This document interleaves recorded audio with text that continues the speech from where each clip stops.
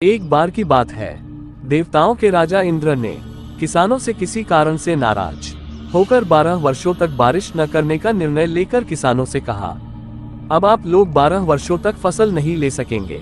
जो भी चैनल पे नए हो तो चैनल को जरूर सब्सक्राइब करें। भगवान शिव आपके माता पिता को लंबी उम्र लगे। सारे किसानों ने चिंतातुर होकर एक साथ इंद्रदेव से वर्षा करवाने हेतु प्रार्थना की।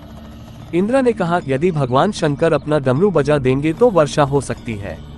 इंद्र ने किसानों को यह उपाय तो बताया, लेकिन साथ में गुप्तवार्ता कर भगवान शिव से ये आग्रह कर दिया कि आप किसानों से सहमत न होना।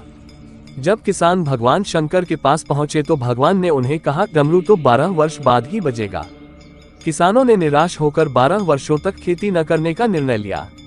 उनमें से एक किसान था जिसने खेत में अपना काम करना नहीं छोड़ा।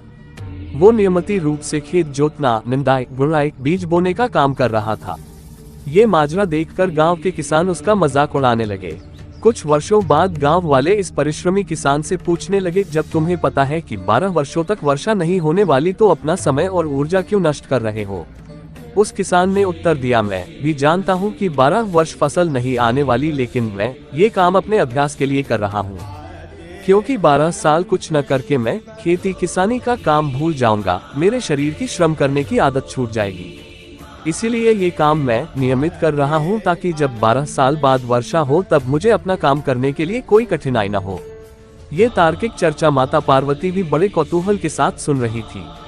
बात सुनने के बाद माता भगवान शिव से सहज बोली, प्रभु आप भी 12 वर्षों के बाद डमरू बजाना भूल सकते हैं। माता पार्वती की बात सुनकर भोले बाबा चिंतित हो गए। अपना डमरू बज रहा या नहीं ये देखने के लिए उन्होंने डमरू उठाया और बजाने का प्रयत्न करने लगे। जैसे ही डमरू बजा, बारिश शुरू हो गई। जो किसान अपने खेत में नियमित रूप से काम कर रहा था, उसके खेत में भरपूर फसल आई। बाकी के किसान पश्चाताप के सिवाय कुछ न कर सके।